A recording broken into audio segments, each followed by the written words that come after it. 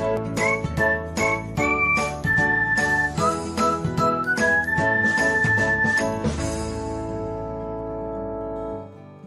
everyone, welcome back to another episode of Technologyglance.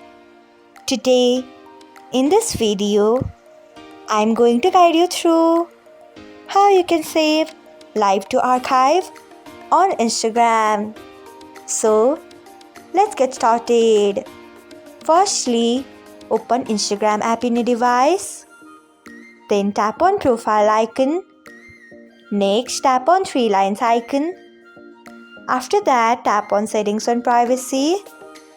Then scroll until you find archiving and downloading.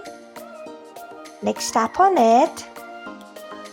After that, you can see the option of save live to archive. Turn on it by tapping on it. So, this is how you can save live to archive on Instagram. Thanks for watching. If you found this guide helpful, we would love it if you hit the thumbs up button below. We upload great new tech tutorials like this one every day. So, do not forget to subscribe to our channel and hit the bell icon so that you'll never miss another update.